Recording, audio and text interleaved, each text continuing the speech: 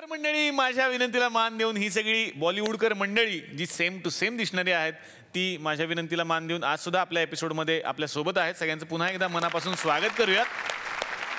या सगळ्यांनी जी पात्र रंगवलेली आहेत किंवा जे पात्र घेऊन ते आयुष्यभर जगतायत ती ओरिजिनल पात्र ज्यांची आहेत ते सगळे सुपरस्टार कलाकार, त्यांच्यासाठी एकदा जोरदार टाळ्या झाल्या पाहिजेत.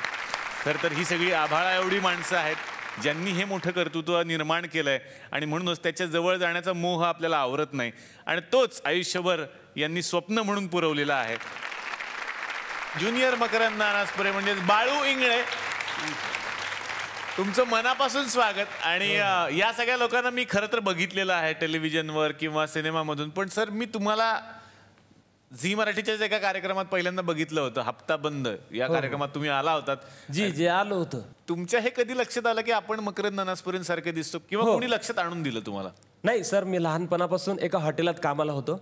लहानपणीच आई वारल्यानंतर शिक्षणाला मी करू शकलो नाही शिक्षण, पण एका हॉटेलला कामाला लागलो, हॉटेल दामोदरला. तिथं हे मराठी मंडळी सगळे यायचे स्टार जेवायला. त्यांना मी जेवण द्यायचो, ते मला खडकू म्हणायचे. आणि तिथून आम्हाला फ्री पासेस मिळायच्या आणि त्या फ्री पासेसची संधी घेऊन आम्ही नाटकाला जायचो. हा, आणि चोरून चोरून बघायचो नाटक. जेव्हा मिमिक्री आर्टिस्ट यायचा, जेव्हा मिमिक्रीला काही क्रेज नव्हती की आता आम्ही नाश्ता करतोय, चहा घेतोय, तू लोकांचं एंटरटेनमेंट कर, हसव त्यांना, तर असा एक विषय होता. तर आम्ही त्यांना चोरून बघायचो सर. आणि चोरून बघितल्यानंतर मग ते जेवायला येणार स्टार लोक, तर आम्ही पळून जायचो लगेच. पण मला तेव्हा आवड झाली की मला हे व्हायचंय. वा वा सर, पण मी 2008-09 पासून मकरंद नानासपुरे करतोय की एका कंपनीच्या शोमध्ये मला बोलवलं होतं मिमिक्री आर्टिस्ट म्हणून. पण त्या कंपनीचे ब्रँड अँबॅसेडर मकरंद सर होते आणि मी मिमिक्री करायचो. शेतकऱ्यांपर्यंत त्या पाईपाचं किंमत सांगायचो की हे परवडेल तुम्हाला, हे घ्या, शेतात बसवा. 1-2 दिवस मला लोकांनीच हे केलं, म्हणजे तू असा दिसतो, तू असा दिसतो, असा दिसतो. मग एक दिवस सर मी थांबलो, बसलो. मग माझी बहीण पण मला बोलायला लागली, अरे काय म्हणे, तू तसाच दिसतो, बघ ना एक वेळा ट्राय करून. मग गाढवाचं लग्नाचं एक कॅसेट आणली त्यांनी, मला रातभर दाखवली. आणि दुसऱ्या दिवशी पैजामा कुर्ता घेतला आणि त्या गाडीवरती, जी माझी गाडी होती, मला पूर्ण जळगाव जिल्हा फिरायचा होता, तर त्या गाडीवरती मी फिरलो, टोपी बिपी घातली. तो लोक सर इतकं माझ्या तोंडाकडे बघायला लागले, अरे तो चालला, तो चालला, तो चालला. मला असं वाटतं की हे सगळी ज्युनियर मंडळी तर आहेच, पण हे असं म्हणता येणार नाही सर ज्युनियर, की ज्युनियर मंडळी जे जीव ओतून जे आपल्याला हायलाईट करण्याचा प्रयत्न करतो आणि समोरच्यांना खुशी देण्याचा प्रयत्न करतो, त्या गुरुसाठी ज्यांना आम्ही मानतो, ज्यांचा चेहरा घेऊन या जगात आलोय, की त्यांनी सुद्धा एवढं मोठं नाव कमवलं. आमचंही कुठे नाव व्हावं आणि आमचा परिवार, तुमचा आशीर्वाद आमच्या पाठीशी असावा.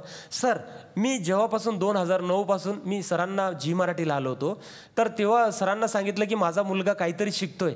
तर आज ह्या कार्यक्रमाच्या वतीनं मी छोटे मोठे प्रोग्राम करून मुलाला इंजिनियर केलं सर. आणि सर, जेव्हापासून मकरंद सरांचं करायला लागलो होतो सुरुवातीला, मला केव्हाही फोन यायचे, एक डायलॉग ऐकून दाखव. काही वेळा असं झालं सर की म्हणले मला शिव्या दे म्हणले. हा, फोनवर आलं, हॅलो तुम्ही मकरंद सर बोलताय? म्हटलं नाही. मग सर एक काम करा, तुम्ही कोण बोलतायत? म्हणले आम्हाला शिव्या द्या. म्हटलं नाही, मी शिव्या देऊ शकत नाही. परत फोन ठेवला, परत फोन आला, हॅलो सर आम्हाला तुमच्या त्या गोड शिव्या द्या ना.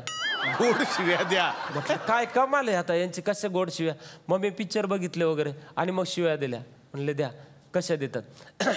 ए राताळ्या, ए पिसाळ्या, तुझ्या मायला तुझ्या लग्नाचं मला कळविलंच नाही यार. ज्युनियर अक्षय कुमार, विकल्प मेहता यांना बऱ्याच टेलिव्हिजन शो मधून सुद्धा आपण बघतो आणि ते खूप सुंदर. अक्षय कुमार यांच्यासारखे फक्त दिसतच नाहीत, पण आवाज पण त्यांचा सेम आहे. खरंच विकल्प, तुमच्या कधी लक्षात आलं की आपण अक्षय कुमार सारखे दिसतो आणि आपण या पद्धतीनं आता हे करियर बनवूयात? पाली राजस्थान एक शहर है, छोटा शहर है, वहाँ से मैं हूँ. तो काफ़ी बार होता है ना, लोग बोलते हैं अरे यार तू तो सलमान खान लग रहा है, तू शाहरुख खान लग रहा है. तो हम लोग थोड़ा सा स्टाइल में, अरे मैं भी वैसा. तो किसी ने मेरे को बोल दिया एक दिन, अरे विकल्प तो अक्षय कुमार जैसा लगता है. अच्छा क्या? तो मैं उस दिन से थोड़ा फॉर्म में आया कि अक्षय कुमार लेकिन ये कभी सोचा नहीं था कि ऐसा. बट एक फिर धीरे धीरे लोग बोलने लगे कि लगते हो, दिखते हो. फिर 1-2 शोज़ में मैंने ऐसे ही दोस्तों की बर्थडे पार्टी में, शादी में वैसे डांस किया, तो काफ़ी लोगों ने बोला कि अच्छा करता है. ऑडिशन दिया, मुंबई आया, मैं टेलीविज़न पर ऑडिशन दिया तो सेलेक्ट हो गया. फिर मुंबई आया तो लोगों को अच्छा लगा, जजेस को अच्छा लगा, फिर इसी में फिर शिफ्ट हो गया मुंबई। आरिफ जी हैं यहाँ पर, काफ़ी हमारे सीनियर हैं, तो इनसे मुलाकात हुई तो इन्होंने बोला कि यार तुम अक्षय कुमार जैसे दिखते हो, तुम हमारे साथ शो में आओ। वाह। तो मुझे पता नहीं पेमेंट मिलेगा, तो मैं शो किया और उसमें मेरे को नाश्ता भी करवाया इन लोगों ने। फिर सर फिर आप बिलीव नहीं, मैं मुंबई कहाँ इतने लोकल चलता, भीड़ भाड़ में गया, मीरा रोड में ही शो था यहाँ पे जहाँ शूटिंग चल रही है, इसी के आसपास कहीं पे। तो शो खत्म हुआ, मैंने काफ़ी डांस किया, सिंग इज किंग पगड़ी वगड़ी पहन के आया। इन लोगों को मेहनत अच्छी लगी तो इन्होंने मेरे को लास्ट में लिफाफा दिया। तो मैंने कहा लिफाफा, मैं काफ़ी शौक हुआ। लिफाफे में कुछ पैसे थे, तो मैं भगवान को कितना शुक्रिया दूं। मैंने कहा इसमें तो खाना भी मिलता है, लोग ताली भी बजाते हैं और पैसा भी मिलता है, मैं तो यही करूंगा। क्या बात है सर, क्या बात है। फिर मैं अक्षय कुमार जी से मिला, तो मुझे उनसे मिलने का सपना था। एक सपना लाइफ में था, जब मैं पाली राजस्थान में था, मैंने मुंबई कभी देखा नहीं था, कि लाइफ में एक बार मुझे लाइव अक्षय कुमार जी को देखना है। वाह। और मैं अपने आप को बहुत खुशकिस्मत समझता हूँ कि मेरे माता पिता का आशीर्वाद और गुरुजी का आशीर्वाद और ऊपर वाले की कृपा है कि मैंने अभी अक्षय जी के साथ में 10-12 बार मैं काम कर चुका हूँ। क्या बात है, वाह वाह। Thank you so much sir. आपने पहली बार हम इस तरह का इंटरव्यू दे रहे हैं कि हमें अपने आप को प्रेजेंट करने का मौका मिल रहा है। So thank you so much, हमें इनके लिए क्लैप करना चाहिए। आता येणार आहे ज्युनियर नाना पाटेकर, KT आनंदराव तुमच्याकडे।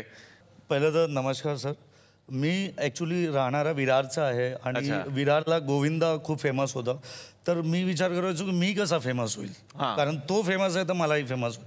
त्या टेन्शनमध्ये मी दाढी वाढवली आणि लोक चिडवायला लागले, ए आप नाना दिखते हो, आप नाना दिखते हो। तर मला राग यायचा, अरे नाना म्हणजे कुठला चिकना हिरो का नाही। पण मी विचार केला चला आता नाना सुरू करूया, आणि मी 8 दिवस घरी अशी रिहर्सल केली की ते बिल्डिंगवाले वैतागले की काय आ गए मेरे मौत का तमाशा, या हिंदू का खून या मुसलमान का बता, इसमें हिंदू का खून कौन सा और मुसलमान का, म्हणजे असं ते वैतागले ते। आणि 8 दिवसात नंतर ते बोलले एक बिल्डिंग में शो करतो। आणि तो शो झाला दादा, आणि आज म्हणजे नाना सरांनी पण मध्ये मला बोलवलं, त्यांच्याबरोबर मी काम केलं, आता त्यांच्या व्हॉट्सअप ग्रुपमध्ये मी आहे। आणि म्हणजे मला खूप स्वतःवर गर्व आहे की ते एवढं एक मुलासारखं प्रेम करतात। कधी काही म्हणजे असं फोन करून विचारणार, अरे क्या रे इस महीने में कितने शो किए, तर ते माझ्याकरता खूप मोठी गोष्ट आहे। आणि मी विचार करतो की मला खूप देवाने खूप मोठ्या माणसाचा चेहरा दिला, आणि त्याचप्रमाणे मी त्यांच्यासारखं खूप चांगल्या पद्धतीने कामं करतो। क्या बात है सर, वाह वाह सर।